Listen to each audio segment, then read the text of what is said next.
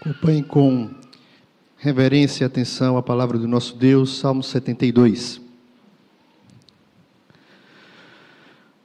Salmo de Salomão. Concede ao rei, ó Deus, os teus juízos e a tua justiça ao filho do rei. Julgue ele com justiça o teu povo e os teus aflitos com equidade. Os montes trarão paz ao povo, também as colinas a trarão com justiça. Julgue ele os aflitos do povo, salve os filhos dos necessitados e esmague ao opressor. Ele permanecerá enquanto existir o sol e enquanto durar a lua, através das gerações. Seja ele como chuva que desce sobre a campina ceifada, como aguaceiros que regam a terra. Floresçam em seus dias o justo, e haja abundância de paz até que cesse de haver lua. Domine ele de mar a mar, e desde o rio até os confins da terra. Curvem-se diante dele os habitantes do deserto, e os seus inimigos lambam pó. Paguem-lhe tributos os reis de Tarsis e das ilhas, os reis de Sabá e de Sebá lhe ofereçam presentes. E todos os reis se prostrem perante ele, todas as nações o sirvam, porque ele acode ao necessitado que clama, e também ao aflito e ao desvalido. Ele tem piedade do fraco e do necessitado, e salva a alma aos indigentes. Redime a sua alma da opressão e da violência, e precioso lhe é o sangue deles. Viverá, e se lhe dará o ouro de Sabá, e continuamente se fará por ele oração, e o bendirão todos os dias. Haja na terra abundância de cereais, que ondulem até os cumes dos montes. Seja sua messe como o Líbano, e das cidades floresçam os habitantes como a erva da terra. Subsista para sempre o seu nome, e prospere enquanto resplandecer o sol. Nele sejam abençoados todos os homens, e as nações lhe chamem bem-aventurado. Vamos ler todos juntos, versos 18 e 19.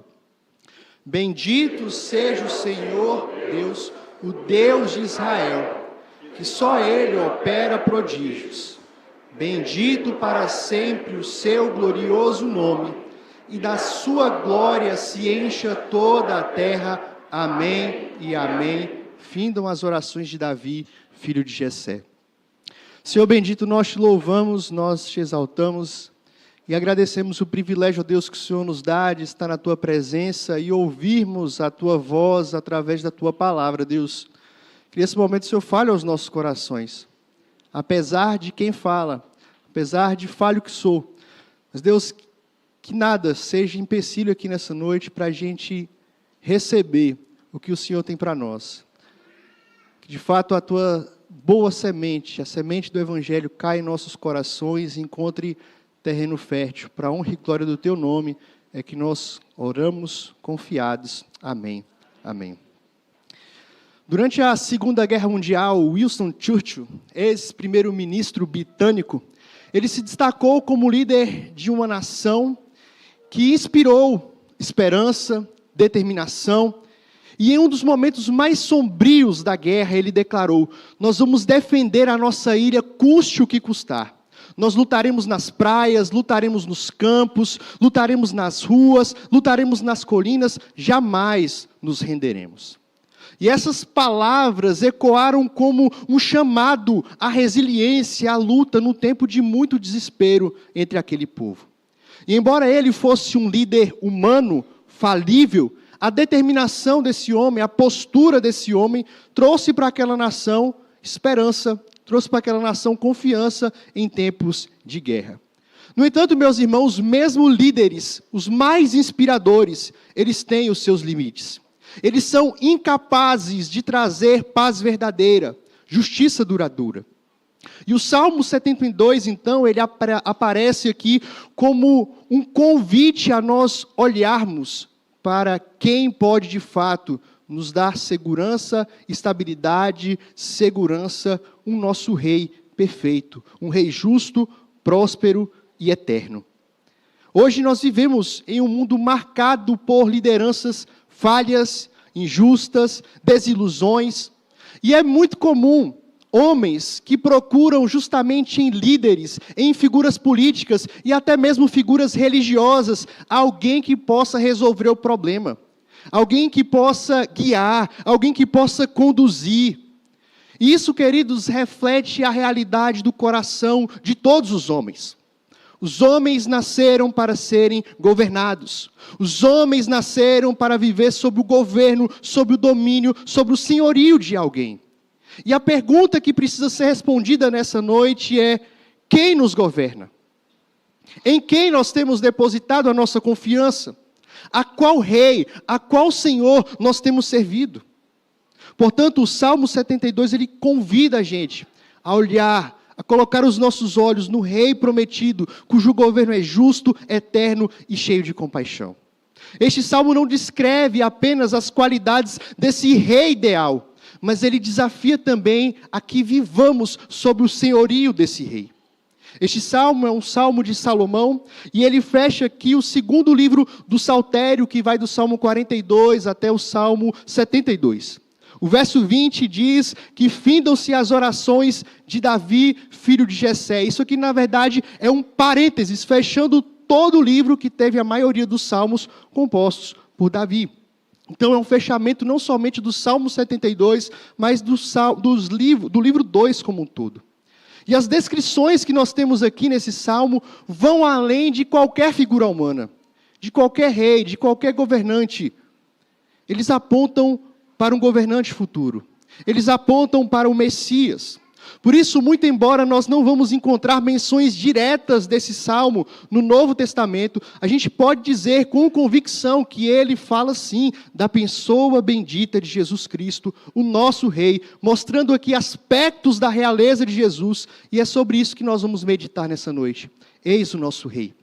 Primeiro, um Rei que governa com justiça, verso 1 ao verso 4. Apesar de toda a grandeza que Davi e Salomão eles tiveram, fica claro aqui no verso 1 que este salmo não fala a respeito de nenhum dos dois. Na verdade, o que nós temos aqui é o salmista pedindo por um rei com essas características que são descritas aqui. Veja, Salomão sabia que não era esse rei. E aqui nós temos uma das características proeminentes desse reinado, que é a justiça. Ele vai dizer: concede, ó Deus, os teus juízos e a tua justiça. Julgue ele com justiça. Um rei justo, meus irmãos, vai trazer muitos benefícios para o seu povo. É o que diz o verso 3. Os montes trarão paz ao povo, também as colinas trarão com justiça. O verso 4 fala que quando um justo governa, o aflito é cuidado, o opressor é punido. E veja, aqui não é uma questão de tratar o opressor como se fosse simplesmente uma pessoa rica, uma pessoa poderosa, uma pessoa famosa, mas a ideia de opressor aqui é alguém que está violando a lei de Deus e está prejudicando outra pessoa. Ele não está falando aqui sobre essa pessoa ser o patrão, seu chefe, nada disso. Ele está falando que quem fere a lei de Deus e maltrata o outro e pune o outro de forma injusta, esse é um opressor. Não é uma denúncia a ver ricos e pobres, a ter gente com mais ou menos. O ponto aqui é outro. O ponto aqui é que quando o rei justo governa, ele age com justiça com quem quer que seja. Seja ele rico, seja ele pobre, seja ele famoso, seja ele desconhecido, ele age de fato com justiça. Talvez você que está aqui já tenha sido vítima de injustiça por parte de algum líder. Talvez o seu chefe no seu trabalho seja um exemplo de líder injusto. Alguém que não tem um padrão para tratar o outro. Alguém que usa 2 pesos e 2 medidas. Talvez na igreja você já tenha sido decepcionado por algum líder, por algum pastor. E o que nos dizer dos nossos políticos? Quantos de nós aqui já não foi lesado por alguma decisão? Já não foi prejudicado? Há muitos governantes injustos, mas não podemos também negar que existem muitos bons governantes, homens honestos, trabalhadores, justos, que pensam no outro. Porém, queridos, só há um completamente justo, no qual nós devemos nos apegar e confiar de todo o coração. James Boyce, ele num comentário sobre os Salmos, ele traz o seguinte: era o dever de Salomão, como de qualquer outro governante, defender as pessoas justas que são injustamente atacadas. Mas o trabalho de Jesus Cristo é realmente de tornar pessoas justas, uma vez que Ele lhes dá a sua própria justiça perfeita. E pelo seu Espírito também renova suas mentes de acordo com a verdadeira piedade. Assim, Ele restaura a justiça, a qual de outra forma teria sido banida neste mundo. Esses versos, meus irmãos, essa oração, descrevendo alguém pedindo um rei justo, ela é atendida por Deus. Em Jesus Cristo, Deus atendeu a oração de Salomão, o descendente de Davi, o perfeitamente justo, sem sombra, sem maldade, que governa sem motivos escusos, que nunca julga em favor da injustiça. Nós podemos e devemos orar, pedindo que Deus nos dê governantes justos. Que Deus nos dê governantes que hajam com justiça, que hajam com bondade. Mas nós devemos nos lembrar todas as vezes, quando oramos pedindo isso, que Deus já respondeu essa oração.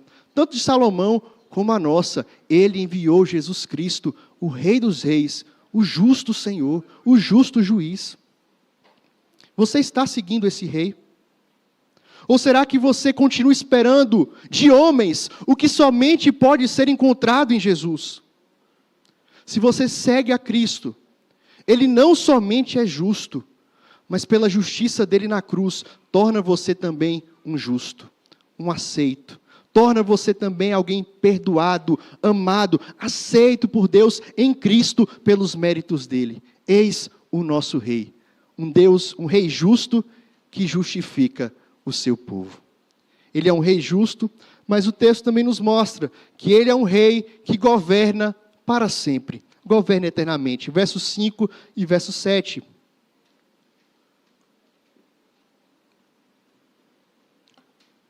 Os homens já experimentaram governos bons, de homens bons, de bons reis, de bons presidentes, gente que faz o bem, gente honesta, que fizeram com que seus países, cidades, estados prosperassem.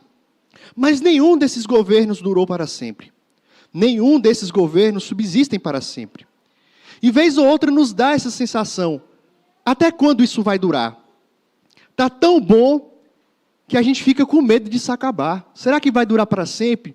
Essa boa fase na liderança lá da empresa, será que vai durar para sempre essa boa liderança na nossa cidade, no nosso país, no nosso estado, no mundo? Será que isso vai durar para sempre? E o pedido de Salomão aqui é que Deus enviasse não somente um rei bom, um rei justo, mas que esse rei tivesse um reinado prolongado, vida longa ao rei, um reinado sem fim. E ele usa essa linguagem, enquanto durar o sol, enquanto durar a lua, atravessando as gerações, para apontar essa ideia de um reinado sem fim. Geração após geração, após geração. E nem Davi, nem Salomão, nem governante algum se enquadra nisso daqui. Davi, ele reinou 40 anos, passou para o seu filho Salomão, que governou durante algumas décadas. Depois disso, o reino foi dividido. Israel teve reis que governaram bons tempos, outros que governaram durante um tempo menor. Todos os reis e governantes da terra, por melhores e mais justos que pudessem ter sido, por mais prósperos que tenham sido seus governos, todos eles se foram. Será que a gente pode esperar, além disso, um rei justo, um rei que reine para sempre? Em 2 Samuel 7, quando Davi diz ao profeta Natã que iria construir uma casa, um templo ao Senhor, o Senhor fala para Davi por intermédio do profeta, dizendo que é ele, o Senhor, que vai construir uma casa para Davi. Que dele, Davi, viria o descendente que edificaria um templo e seria estabelecido para sempre no trono. E ele teria uma relação perfeita de pai para filho. E esse trono seria eterno. Isso foi prometido para Davi. E aqui Salomão, nessa esperança, nessa expectativa, ele pede por um rei que governasse para sempre. E o cumprimento desse salmo, mais uma vez, queridos, desse pedido de Salomão, está em Jesus Cristo. Conforme o anjo Gabriel anunciou para Maria, o seu reinado não tem fim. Conforme vemos em Apocalipse, ele é o rei que reina para sempre. Esse anseio de um governo, de uma governança, de um reinado que dure eternamente de forma justa, de forma próspera, de forma amorosa, só é visto em Jesus Cristo, o Deus homem, o Rei dos reis, aquele que vai reinar para sempre. E meus irmãos, porque Ele reina para sempre, somente nele a gente pode encontrar de fato estabilidade, segurança. Eis o nosso Rei, um Rei justo, mas um Rei eterno. Mas além disso, Ele também é um Rei que governa sobre tudo e todos. Verso 8 ao verso 11. Muitas vezes, o bem ou o mal de um governo, ele é limitado pela extensão do seu governo. Aqueles que estão debaixo do seu domínio, que são habitantes daquela nação, eles vão experimentar se aquele governante é bom ou não. O impacto, ele é limitado pela extensão onde esse governo, onde esse país atinge. Mas veja, o salmista destaca aqui que o domínio desse rei, além de ser temporal, é um governo eterno, é um reino eterno, é também um reino territorial. Tem o domínio territorial. O texto diz: domine ele de mar a mar, desde o rio até os confins da terra. Curvem-se diante dele os habitantes do deserto. O verso 11 diz: e todos os reis se prostrem perante ele, todas as nações o sirvam. A ideia que Salomão traz aqui é de um domínio universal. Ele usa aqui uma linguagem, obviamente, correspondente àquilo que ele conhecia. Salomão não sabia da existência do Japão, do Brasil, dos Estados Unidos. Então ele vai utilizar o máximo do domínio do mundo que ele conhecia, dos lugares do mundo que ele conhecia. Mas a ideia aqui é clara, é uma só. O domínio desse rei e desse reino se estende por toda parte, por todos os lugares. Todas as nações, todos os reis se dobrem, todos, não importam quem seja, onde esteja, todos se dobram perante o rei do Salmo 72. Salomão foi uma prévia disso. Ele governou sobre um território bem amplo, que ia do Eufrates até o Mediterrâneo. Mas mesmo o império de Salomão era um império limitado. Outros exemplos também de impérios, por exemplo, o Império Mongol, de Gengis Khan, que foi um dos maiores impérios já vistos na Terra, que pegava da China e Coreia até onde hoje é a Turquia. No seu auge, no seu domínio, equivalia a 16% do que é o planeta. Em termos de população, 25% da população mundial já esteve sob o domínio do Império Mongol. Ainda assim, era algo limitado. Outro exemplo, o Império Britânico, que costumava se gabar que o sol nunca se põe sobre o Império Britânico, pelo fato de ter os seus domínios espalhados nas Américas, Oceania, na Ásia, na África. Então, todo dia, em algum momento, o sol estava sobre o Império Britânico. Ainda assim, no seu auge, equivalia a 22% do que hoje é o nosso planeta. Mas quando a Bíblia fala do império, do reino do Senhor, não fala que o seu domínio é de 20, 25, 50. Diz que o Senhor governa sobre toda a terra. E não somente sobre a terra, sobre tudo. Abraham Kuyper disse que não há 1 centímetro quadrado em todo o domínio de nossa existência, sobre o qual Cristo, que é soberano de todos, não possa gritar: é meu. Ele governa sobre tudo e sobre todos, seja na terra, seja na água, no planeta Terra e no sistema solar. O Senhor governa sobre tudo, sobre todos, porque Ele é o Deus encarnado. Ele é aquele que criou todas as coisas estão sujeitas sobre o seu governo. Ele domina sobre terra e mar. Ele é Senhor de tudo, governa sobre todas as coisas. De forma, queridos, que no grande dia do Senhor, a Bíblia descreve isso, todo joelho vai se dobrar e toda língua vai confessar que Jesus Cristo é o Senhor. Alguns farão isso para a sua própria condenação, para a sua própria ruína. Mas para outros, para os seus servos, para os seus súditos, esse dia, isso será um motivo de grande júbilo, porque hoje eles já reconhecem Jesus como Senhor, como Rei. E essa pergunta precisa ser respondida por você nessa noite. Não ignore. Esse rei que é poderoso, que é justo, que é eterno, que é de fato o Senhor sobre tudo e todos, esse rei, ele tem governado sobre a sua vida? Ele tem governado sobre o seu coração? Ou será que o seu dinheiro, o seu trabalho, a sua família, você mesmo é que tem dominado o seu coração? A quem você tem servido? Você pode responder essa pergunta? Cristo é de fato o rei sobre o seu coração, sobre a sua vida, sobre a sua família? Eis o nosso rei, um rei que governa sobre todos, sobre tudo. Mas por fim, eis o nosso rei, um rei que governa de forma perfeita. Verso 12 ao verso 20.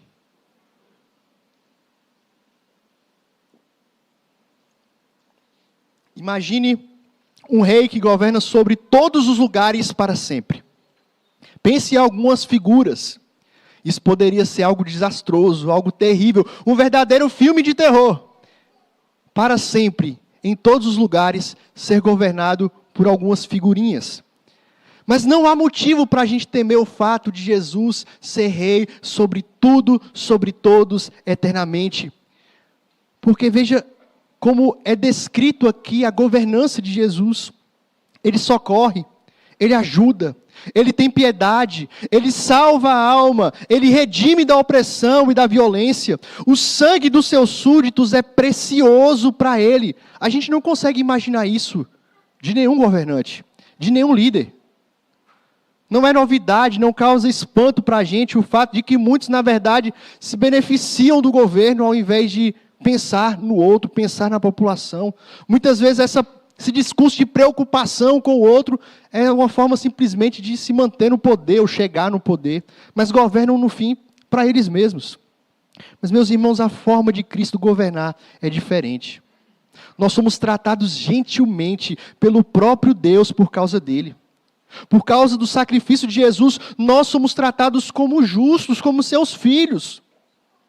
No verso 12, nós vimos aqui que podemos clamar a esse rei quando nós necessitamos, quando aflitos, quando desvalidos, porque ele é por nós. Ele é o nosso socorro bem presente. Ele é um rei que está atento às nossas necessidades. O texto descreve um rei que cresce aqui em riquezas, e riquezas não apenas para ele. Ele compartilha dessas riquezas com os seus súditos, com o seu povo. E aqui a gente pode até ficar um pouco ressabiado por conta da teologia da prosperidade que distorce a Bíblia, as verdades bíblicas, prometendo riqueza, prometendo carro para quem segue a Deus. Mas a gente não pode ignorar essa verdade. Que quando há justiça, que quando as coisas são feitas da maneira correta, há benefícios para o povo, há benefícios para a nação. Famílias saudáveis, cidades estáveis, pessoas que usam de forma consciente os recursos que recebem de Deus, gente que é generosa, que reparte, que ajuda quem tem necessidade, gente que tem ética cristã no trabalho, na sociedade, reis e governos que usam de ética para governar. Isso tende a fazer com que as coisas andem bem. Não tem mistério nisso.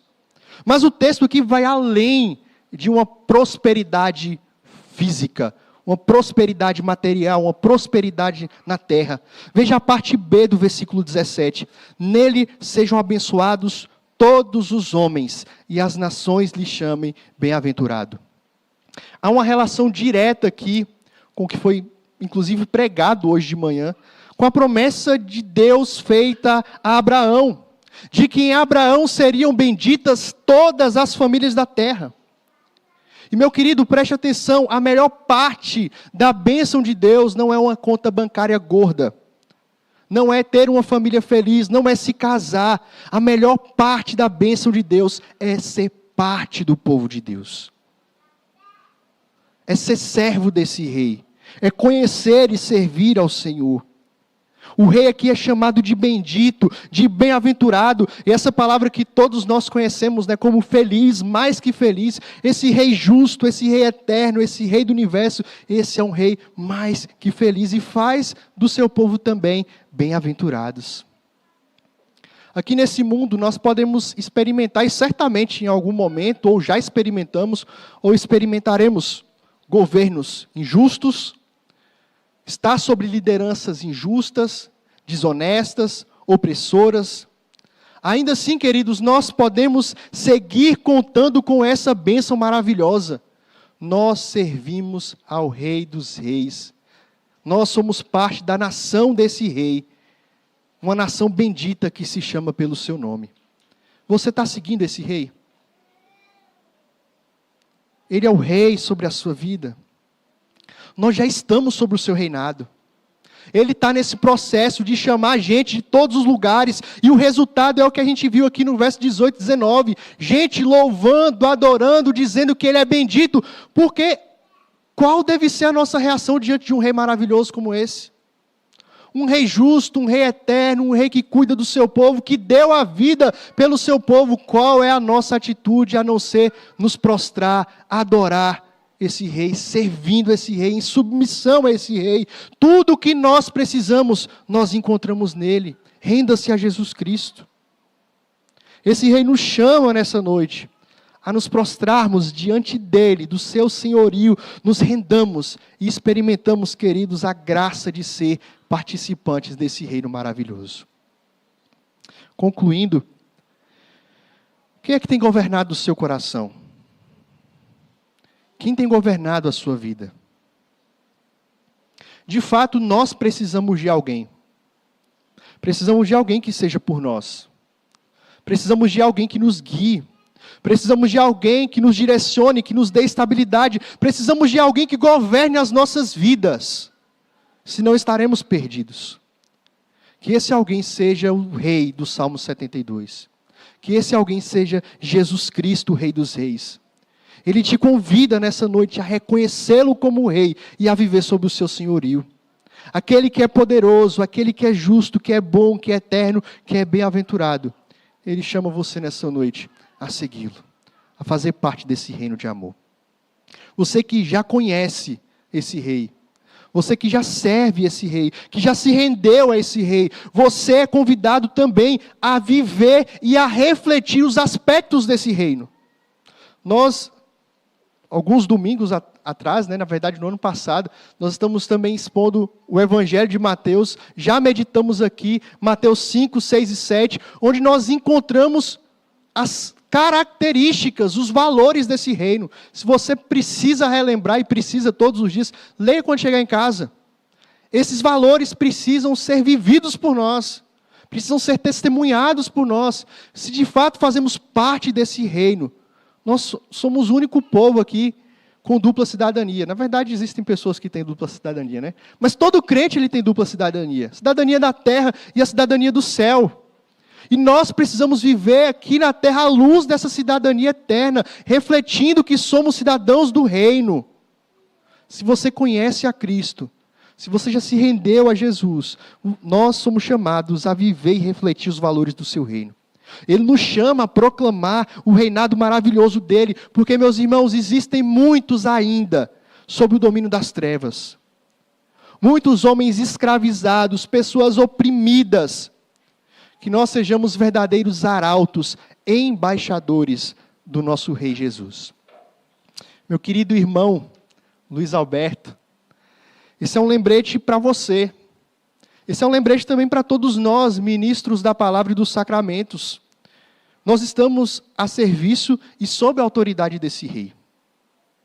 Nós não pastoreamos a igreja, não cuidamos do rebanho segundo a nossa própria sorte. Nós estamos sob a liderança do Rei dos Reis. Portanto, que o seu ministério seja marcado por justiça, por compaixão, por foco na glória do Senhor. Que o fato de você saber que o reino de Deus, ele é eterno, que você está trabalhando para algo muito maior do que pastorear a igreja de morada, que isso aqueça o seu coração nos dias difíceis. No Senhor, o seu trabalho ele não é vão. Os irmãos de morada que estão aqui presentes, lembre-se disso. O pastor de vocês, e qualquer pastor aqui nessa terra que possa pastorear essa igreja, nós somos falhos, nós somos limitados. Não esperem do Luiz Alberto o que vocês vão encontrar somente em Jesus Cristo. Ele é um servo que precisa servir e pastorear com fidelidade, e a nós nos cabe esse peso, essa responsabilidade de sermos encontrados fiéis diante do Senhor. Mas não encontrem, não procurem nele o que vocês encontram somente em Jesus Cristo. Ele é o justo juiz, eterno, perfeito. E antes do Luiz Alberto, vocês lembrem-se disso. Vocês servem a Jesus. Vocês encontrem nele o que vocês precisam enquanto igreja, como fundamento, como base.